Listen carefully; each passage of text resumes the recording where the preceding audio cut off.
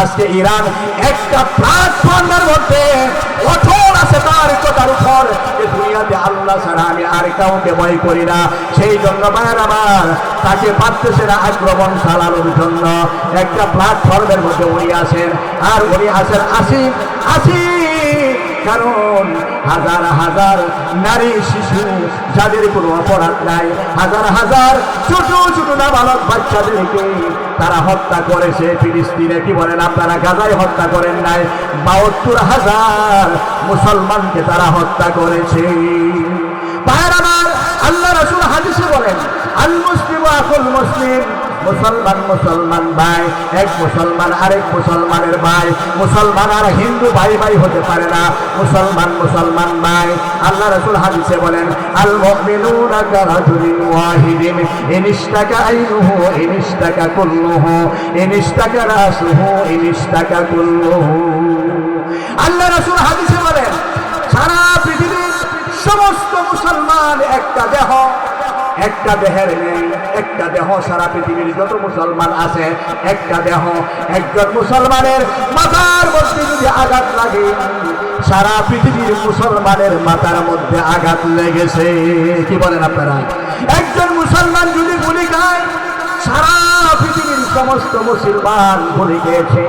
একজন মুসলমানের যদি পাও ভেঙে দেয় বিজাতিরা, সারা পৃথিবীর সমস্ত মুসলমানের পাও ভেঙে দিয়েছে। সেই জন্য ভাইয়ের আমার, সারা পৃথিবীর সমস্ত মুসলমান একটা দেহ। এই হাদিসটা আজ থেকে হাজার হাজার বছর আগে আল্লাহ রাসূল বলে গিয়েছেন। ও দুনিয়ার মানুষেরা, আমরা যারা দুনিয়াতে আসি, একজন মুসলমান যদি আরেকজন মুসলমানের ভাই হয়, একজন মুসলমান যদি নির্যাতিত হয়, সারা পৃথিবীর সমস্ত মুসলমান বোঝা গেল নির্যাতিত। একটা মুসলমান যদি চিৎকার মারে, বোঝা গেল বেতার ছড়ে, সারা পৃথিবীর সমস্ত মুসলমান তার বেতায় জীবিত হইয়া চিৎকার দেওয়া দরকার আছে না?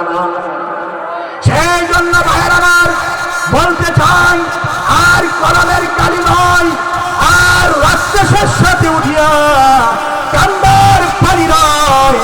আয় মুসলমান, আমেরিকাকে ঘোষণা করে দিতে চায়, তবে যদি ইরানের উপর আক্রমণ ছাড়াও বাংলাদেশের মুসলমান নয়, সারা বিশ্বের সমস্ত মুসলমান সরকারকে কেউ হলো ইরানে গিয়ে চাইলে আমেরিকার উপর আক্রমণ চালাবে ইনশাআল্লাহ, চালাবে ইনশাআল্লাহ, চালাবে ইনশাআল্লাহ।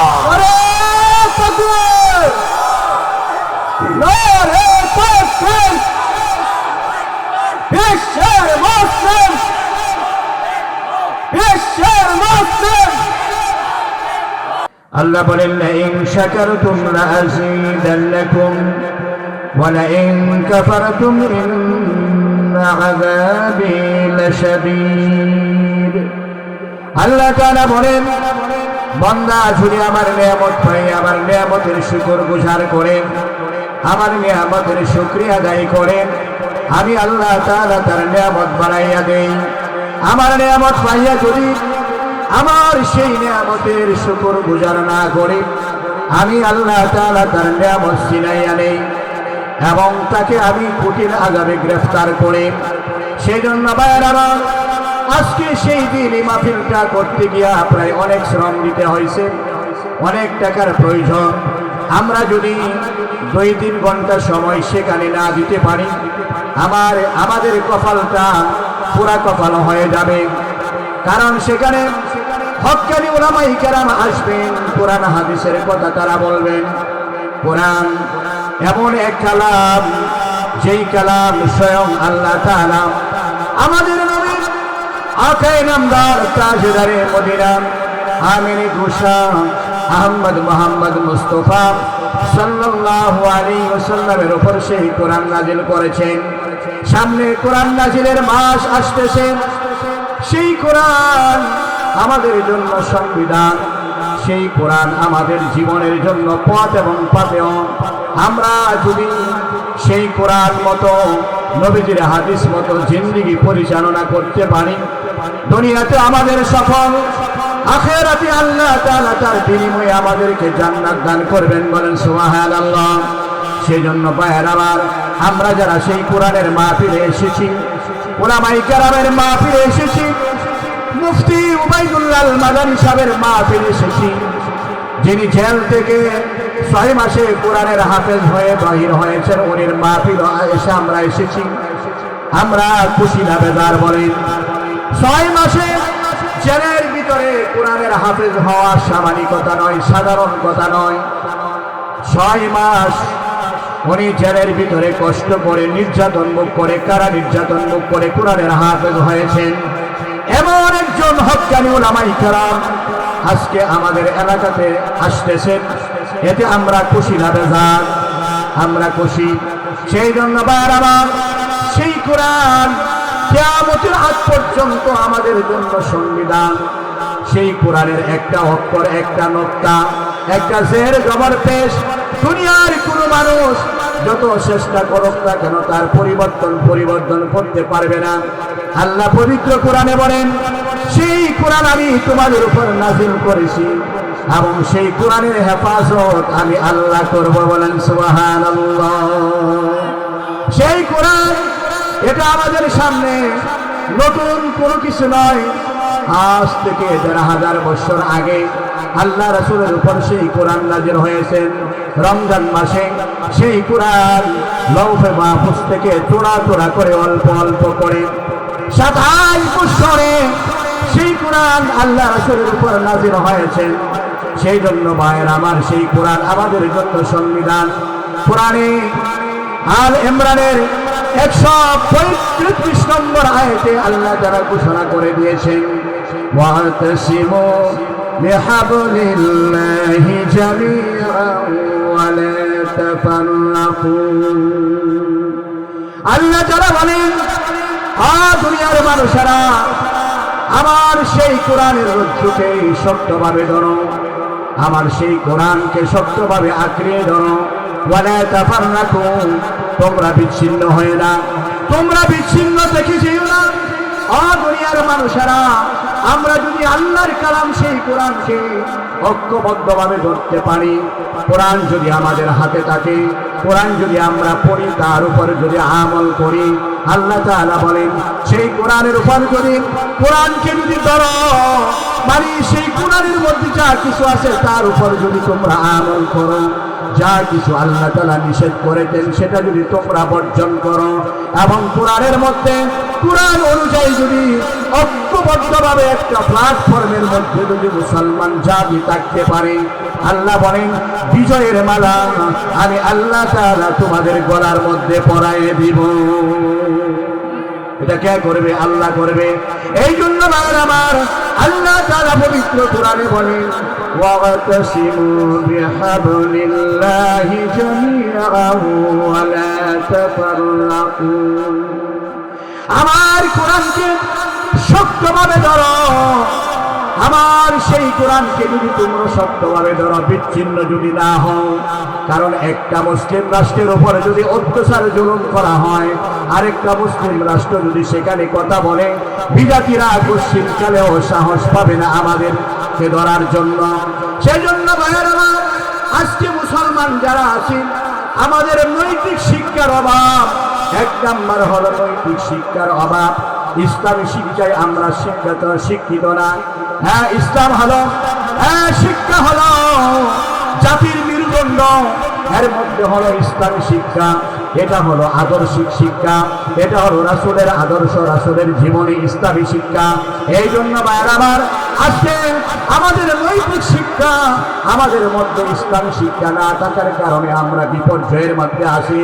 আমাদের যুব সমাজ বিপর্যয়ের মধ্যে আসে, আমাদের যুবতী সমাজ বিপর্যয়ের মধ্যে আসে।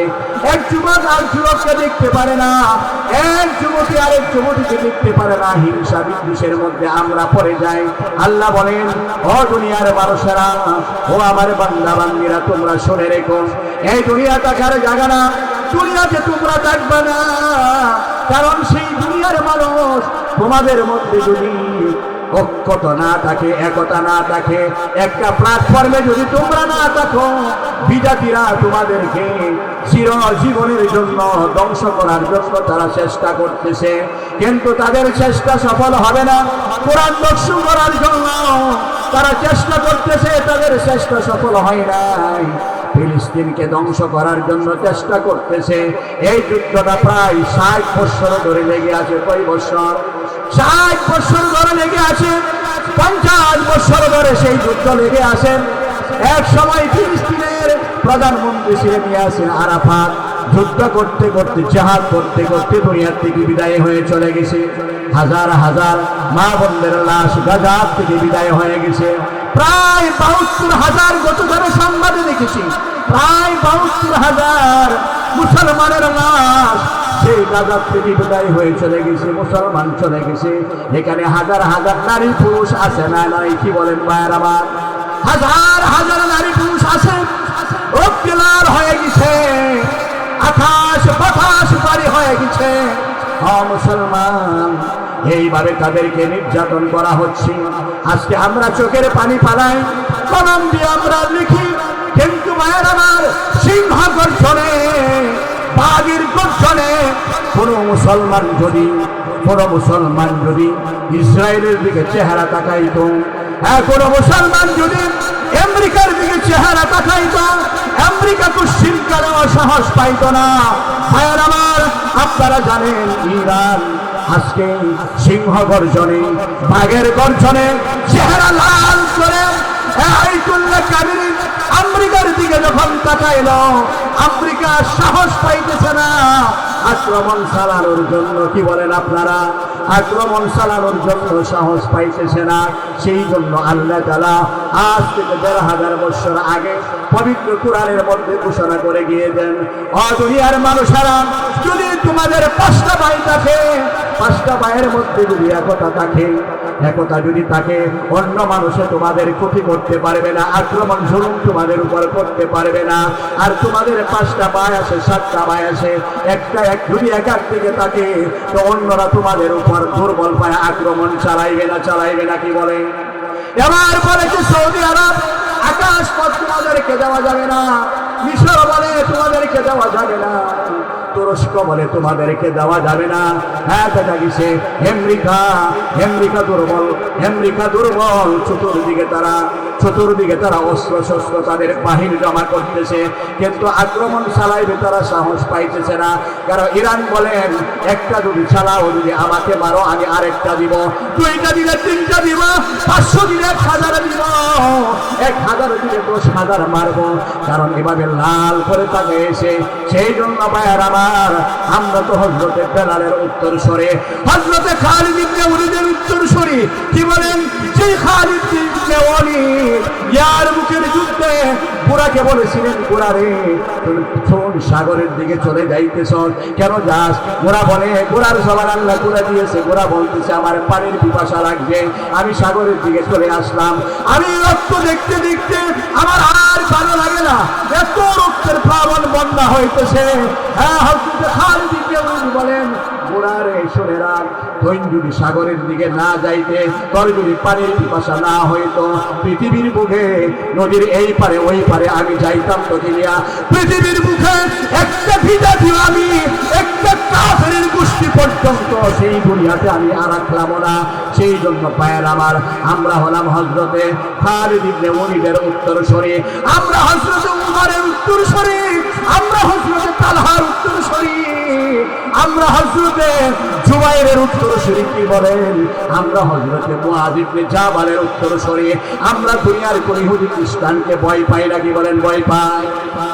দুনিয়ার মুসলমানেরা আজকে যদি সারা বিশ্বের মুসলমান একটা প্ল্যাটফর্মে থাকতো, আর সারা বিশ্বের মুসলমান যদি হালাল গাইতো, একটা যদি প্ল্যাটফর্মে থাকতো, আর বিশ্বের মুসলমান যদি হালাল খাইতো, হালালের উপরে থাকতো, হারামের উপরে না থাকতো, কোরআনের সেই রশ্মিকে ধরে রাখতো। আল্লাহ বলেন, ও দুনিয়ার আমার বান্দা বান্দীরা, একটা প্ল্যাটফর্মে যদি থাকতা, আর হালাল জিন্দেগি যদি দুনিয়াতে করতা, নবীদের সুন্নাত মতে যদি দুনিয়াতে চলতা, সারা বিশ্ব কেন, সারা বিশ্বের কোনো পরাশক্তি, আমেরিকা নয়, চীন নয়, রাশিয়া নয়, সারা বিশ্বের কোনো অপশক্তি চোখ লাল করে মুসলমানদের চেহারার দিকে তাকাইতে সাহস পাইল না। সেই জন্য ভাইয়েরা, আপনি আমি যারা দুনিয়াতে আসি, এই দুনিয়া তাকার জায়গা না, দুনিয়াতে আপনি আমি থাকবো না। আমাদের মধ্যে যদি একতা থাকে, আমাদের মধ্যে যদি ঐক্য থাকে, আমাদের মধ্যে যদি ঐক্য থাকে, আর নৈতিক আদর্শ, নৈতিক শিক্ষা, ইসলামী শিক্ষার ব্যবস্থা যদি, কোরআনী শিক্ষার ব্যবস্থা যদি আমাদের মধ্যে থাকে, আর সেই কোরআনী শিক্ষার ব্যবস্থাকে যদি আমরা দাম দিয়ে থাকি, আল্লাহ বলেন নৈতিক শিক্ষাকে যদি তুমি দাম দাও, আমি আল্লাহ তাআলা বদরের যুদ্ধের মধ্যে আসমান থেকে ফেরেশতা পাঠাইয়া যেভাবে আমি বিজয় করে দিয়েছি, দুনিয়ার মানুষেরা এখনো বদরের যুদ্ধের মতো ফেরেশতা পাঠাইয়া আমি আল্লাহ তাআলা সারা বিশ্বের ইরানকে আমি আল্লাহ তাআলা বিজয় দান করে দিব। কিন্তু শর্ত হলো একটা প্ল্যাটফর্মে থাকতে হবে, হালাল রিজিকের ব্যবস্থা করতে হবে, হালাল পন্থায় জিন্দেগি পরিচালনা করতে হবে, হারাম ছেড়ে দিতে হবে, রাসূলের সুন্নাত মোতাবেক জিন্দেগি পরিচালনা করতে হবে, মাথার মধ্যে টুপি লাগাইতে হবে, মুখের মধ্যে দাঁড়িয়ে রাখতে হবে, পরনে পাঞ্জাবি লাগাইতে হবে, মা বোনেরা যারা আছেন পর্দার আড়ালে থাকতে হবে। ও মা বোনেরা, শাহপুরের মা বোনেরা, ফজিলপুরের মা বোনেরা, শুনে রেখুন, আজকে আমরা যদি পর্দা থাকতাম, ও মা বোনেরা, আপনারা যদি দোয়া করতেন ফিলিস্তিনের জন্য, ফিলিস্তিন যুদ্ধের মধ্যে জয় হয়ে যাইত, ইরানের জন্য যদি দোয়া করতেন, আল্লাহ তাআলা আপনাদের দোয়া কবুল করতেন, কারণ আপনারা পর্দার ভিতরে আছেন, হালাল খাইতেছেন, রাসূলের সুন্নাত মোতাবেক জিন্দেগি পরিচালনা করতেছেন। কিন্তু আমরা রাসূলের সুন্নাত মোতাবেক জিন্দেগি পরিচালনা করি না, হালাল খাই না, একটা প্ল্যাটফর্মের মধ্যে একতাও আমাদের মধ্যে নাই না থাকার কারণে বিজাতিরা আজকে আমাদের দুর্বল বানাইয়া আমাদের উপর আক্রমণ করে। কি বলেন আপনারা? করে না করে না করে? আজকে যদি আমরা যারা শাহপুরবাসী আছি, এই বাজিতপুরবাসী যদি আমরা দুর্বল হয়ে যাই, এলাকার মানুষ যদি দুর্বল হয়ে যায়, অন্য এলাকার মানুষে আমাদের উপর আক্রমণ করবে না? করবে না? কি বলেন? আক্রমণ চালাবে। আর যদি বলেন আমরা 100 মানুষ আসি, 500 মানুষ আসে, আমরা ঐক্যবদ্ধভাবে আসি, কোনো অপশক্তি আমাদেরকে কোনো কিছু করতে পারবে না। সেই জন্য ভাইয়ের আমার, নৈতিক শিক্ষা সাহাবাই কেরাম করে গেছেন। আল্লাহ রাসূলের দরবারে হযরতে আবু হুরায়রা সহ, আবু হুরায়রা সহ শত শত সাহাবী আল্লাহ রাসূলের দরবারে খায়া না খায়া তারা দিন শিখেছেন। আমরা তো দিন শিখতে পারি নাই, আমরা তো পারি না। নামাজ ভঙ্গের কারণ যদি এখানে বলা হয়, একজন দাঁড়ায় নামাজ ভঙ্গের 19টা কারণ বলেন, আমরা বলতে পারবো না। নামাজের 14টা ওয়াজিব আমরা বলতে পারবো না। বিজাতিরা আমাদেরকে ধরবে না, কারে ধরবে? কি বলেন? বিজাতিরা আমাদেরকে ধরবে না? ধরবে না, আমাদেরকে ধরবে। আজকে যদি সেখানে এত সুন্দর করে একটা চমৎকার আয়োজন সেখানে করা হয়েছে, এই আয়োজনটা যদি এভাবে বিস্তার ব্যবস্থা দরকার ছিল না, মাইকের ব্যবস্থা দরকার ছিল না, হ্যান্ডবিলের আপনার পোস্টার এইভাবে দরকার কোনো কিছু আমাদের ছিল না। আর যদি সেখানে বলা হয়তো যে বাংলাদেশের শ্রেষ্ঠ একজন নায়ক এবং নায়িকা সেখানে আসবে, বলিউড বলিউড হলিউড যারা আছে একজন সেখানে চলে আসবে, আমার মনে হয় এই সারহা বললে পুরাটাও জায়গা হইল না। কি বলেন আপনারা? কিন্তু এখানে উলামাই কেরাম আসবে রে ভাইয়ের আমার, যে আলেম যদি দুনিয়াতে না থাকতো, কোরআন হাদিস দুনিয়াতে থাকলো না, এটাকে শিক্ষা দিল, মসজিদে কে ইমামতি পড়াইলো, মাদ্রাসার মধ্যে কে বুখারী মুসলিম পড়াইলো, আবু দাউদ পড়াইলো, মুসলিম পড়াইলো, নাসাই পড়াইলো, এমন পড়ানেওয়ালা লোক দুনিয়াতে থাকলো না। আলেম যদি দুনিয়াতে না থাকে, জানাজা দেনেওয়ালা লোক দুনিয়াতে থাকবে না। এই জন্য আল্লাহ রাসূল আজ থেকে 1000 বছর আগে বলে গিয়েছেন, ও দুনিয়ার মানুষেরা, তোমরা ইলমে দ্বীন শিক্ষা করো। ইলমে দ্বীন যেমন পুরুষেরা শিখবে, মহিলারাও শিখবে। কি বলেন? শিখবে না? শিখবে না? তারাও শিখবে। আমরা যেমন শিখবো, মহিলারাও শিখবে। আমাদের জন্য যেমনিভাবে ইলমে দ্বীন শিক্ষা করা ফরজ, মহিলাদের জন্য শিক্ষা করা ফরজ। কি বলেন আপনারা? আল্লামা মনসুরি রাহমাতুল্লাহি আলাইহি তার বাসার মধ্যে ইলমে দ্বীনের চর্চার মধ্যে লেগে আছেন। আল্লামা মনসুরি, হাফেজ আল্লামা মনসুরি, এবং তার একটা ছাত্র ছিল ঈসা। উনি বলেন, আমি আমার উস্তাদের সাথে, তার কামরার সাথে আমার কামরা ছিল, একাধারে 12 বছর পর্যন্ত আমার কামরা ছিল আমার উস্তাদের সাথে। 12 বছর পর্যন্ত মাগরিবের পরে তাকাই উস্তাদ কিতাব নিয়ে দাঁড়িয়ে আছে বাতির সামনে, এশার পরে তাকাই উনি কিতাব নিয়ে দাঁড়িয়ে আছে বাতির সামনে, 10টার পরে তাকাই বুখারী নিয়ে দাঁড়িয়ে আছে, মুসলিম নিয়ে দাঁড়িয়ে আছে বাতির সামনে, 12টার পরে তাকায় দেখি হুজুর বুখারী নিয়ে দাঁড়িয়ে আছে বাতির সামনে, তাহাজ্জুদের সময় দাঁড়াইয়া দেখি হুজুর বাতির সামনে দাঁড়িয়ে আছে। মনে বলেন 12 বছর পর্যন্ত আমার উস্তাদের কামরার সাথে আমার কামরা ছিল, আমার উস্তাদের রুমের সাথে আমার রুম ছিল। 12 বছর পর্যন্ত আমি তার দিকে তাকায় দেখলাম। রাত্রে 10টা তাকাইলাম, 12টা তাকাইলাম, 1টা তাকাইলাম, 2টা তাকাইলাম, 3টা তাকাইলাম, 4টা তাকাইলাম, আজানের আগেও তাকাইলাম। তাকাইয়া দেখি যতবার দেখি ততবারই দেখি আমার উস্তাদ বুখারী শরীফ নিয়ে বাতির সামনে দাঁড়িয়ে আছে। এত কষ্ট করে হক্কানি উলামায়ে কেরাম ভারত উপমহাদেশে ভারতের সাহারানপুরে একটা দারুল উলুম দেওবন্দ নামে একটা মাদ্রাসা করেছেন। এত কষ্ট করেন হাজার হাজার উলামায়ে কেরাম, তাদের লাশগুলি ভারতের এমন কোন মসজিদ ছিল না, মসজিদের বারান্দা ছিল না রে, দিল্লির এমন কোন মসজিদ ছিল না, দিল্লির এমন কোন বারান্দা ছিল না, এমন কোন গাছ ছিল না রে। হাজার হাজার উলামায়ে কেরামদেরকে ইহুদি খ্রিস্টান ইংরেজরা ফাঁসির কাস্টে ঝুলাইরা। এত কষ্ট করেন উলামায়ে কেরাম, এত কষ্ট করে জীবন দিয়া এই ভারত উপমহাদেশের মধ্যে জিন্দা করেছেন। আজকে আমরা তো ইমান পেয়েছি 8,000 টাকা বেতন, তার সাথে যা মনে চাই তা ব্যবহার আমরা করি। ভাইয়ের আমার উলামায়ে কেরাম কত কষ্ট করে দুনিয়াতে চিন্তা করেছেন। উলামায়ে কেরামের মিশন বর্তমানে চীনে আছে, লন্ডনে আছে, আমেরিকা আছে, আফ্রিকাতে আছে। আপনাদেরকে আমাদেরকে নিয়ে তারা দাওয়াতের কাজ চালাইতেছে। ভাইয়ের আমার আলেম যদি না থাকে এই দুনিয়া থাকবে না। আমাদের নবী থেকে ঈসা নবী পর্যন্ত 600 বছরের উপর পর্যন্ত কোনো আলেম ছিল না, কোনো নবীর নায়েব ছিল না, ঈসা নবীর কোনো নায়েব ছিল না।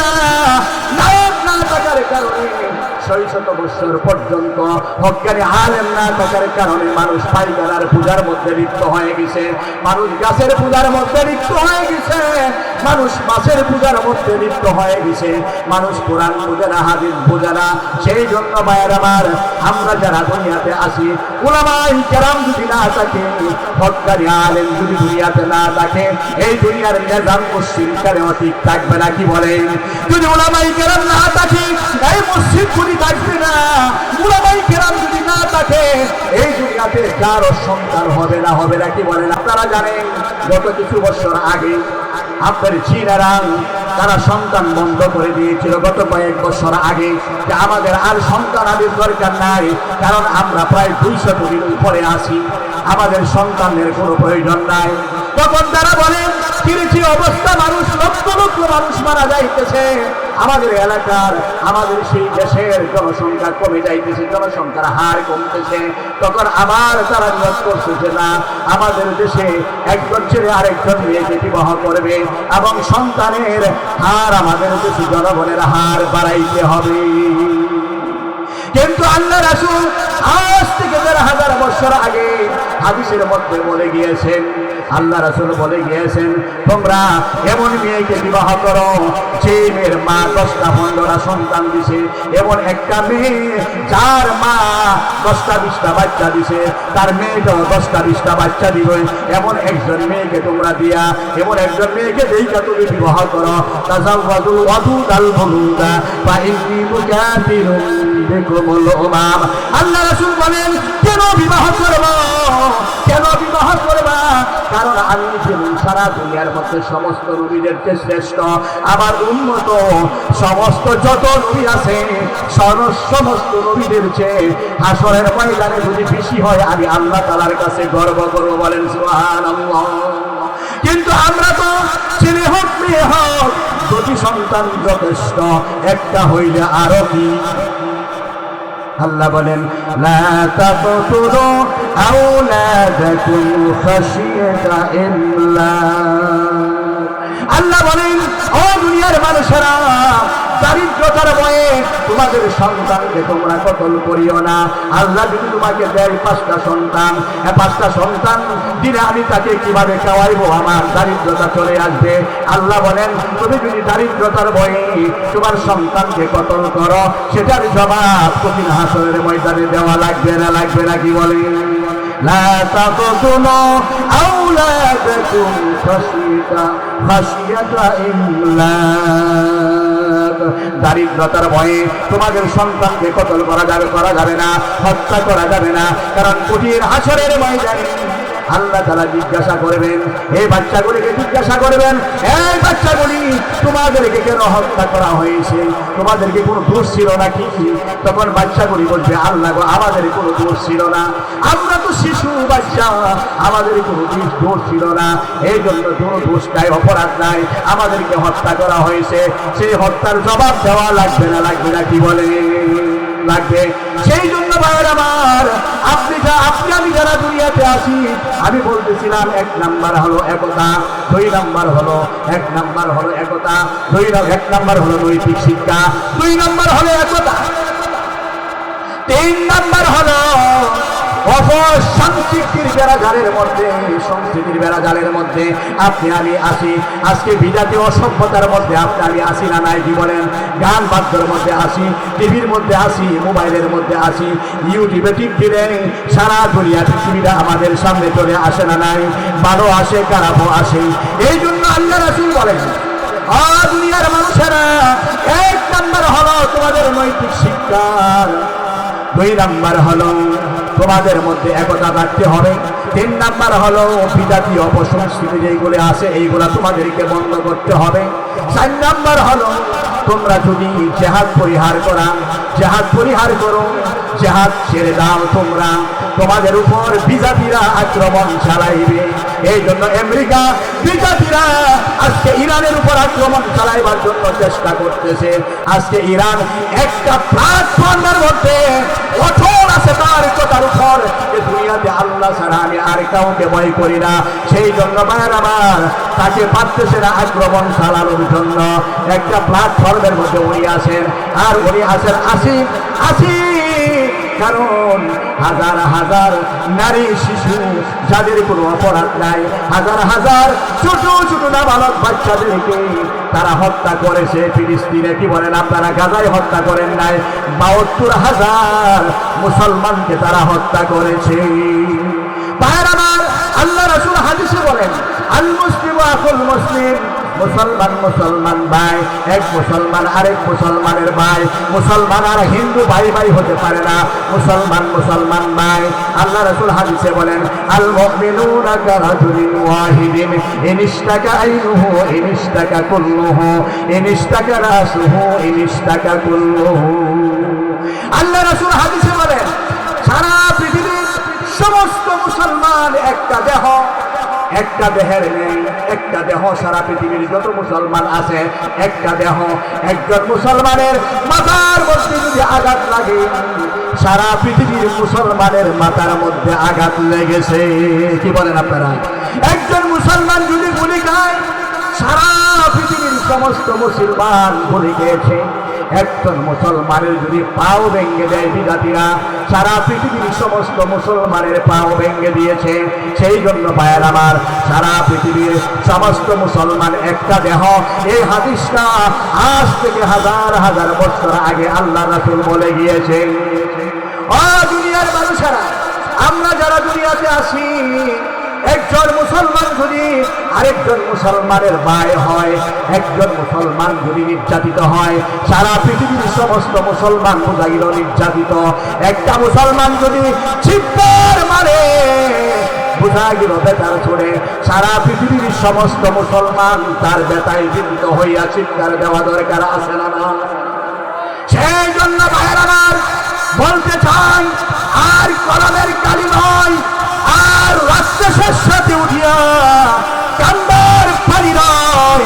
আয় মুসলমান, আমেরিকাকে ঘোষণা করে দিতে চাই, তবে যদি ইরানের উপর আক্রমণ চালাও, বাংলাদেশের মুসলমান নয়, সারা বিশ্বের সমস্ত মুসলমান সাঁতার কেটেও হলো ইরানে গিয়ে চাইলে আমেরিকার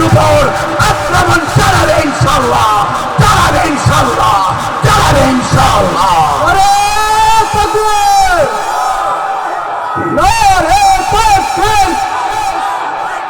বিশ্বের মুসলিম, বিশ্বের মুসলিম নাস্তিকদের আত্মা, নাস্তিকদের আত্মা, নারে তাকবীর! আরেকটা ঘোষণা দিতে চাই, যারা কোরআনের বিরুদ্ধে কথা বলেন, আলেম ওলামার বিরুদ্ধে কথা বলেন, দাড়ির বিরুদ্ধে কথা বলেন, মসজিদের প্রয়োজন নাই, হক্কানি আলেম ওলামার প্রয়োজন নাই, মাদ্রাসার প্রয়োজন নাই, হুঁশিয়ার করে দিতে চাই। এবং যদি কোনো কোরআনদার এই বাজিতপুরের মাটিতে, বাংলাদেশের মাটিতে থাকেন, হুঁশিয়ার হয়ে যান, না হলে এই দেশে তোমাদের বিরুদ্ধে যুদ্ধ হবে, যুদ্ধ হবে, যুদ্ধ হবে ইনশাআল্লাহ। সেই জন্য আজকে বলে হাজির সেকান্দর আলী জামে মসজিদ, নতুন মসজিদ।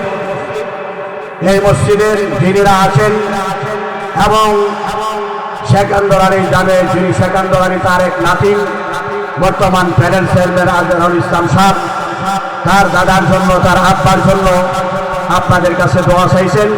এবং এই মসজিদ, নতুন মসজিদটার দিকে আপনারা এখানে যারা আছেন একটু তাকাইবেন তো ইনশাআল্লাহ। কি বলেন? কথা বললেন না? মসজিদের দিকে তাকানোর দরকার আছে না নাই? হ্যাঁ, তাকানোর দরকার আছে। এই জন্য আমরা যারা আসি এই মসজিদটার দিকে তাকাইব। হ্যাঁ, মসজিদটার কি প্রয়োজন আমরা একটু দেখে নিব ইনশাআল্লাহ। এবং আমাদের এলাকার মা বোনেরা যারা আছেন পর্দার আড়ালে পর্দায় থাকবেন, পর্দা থেকে থেকে নামাজ পড়েন, সামনে রোজা রাখেন, বাচ্চা কাচ্চাদেরকে ইসলামী শিক্ষায় শিক্ষিত করেন, পর্দা থাকেন।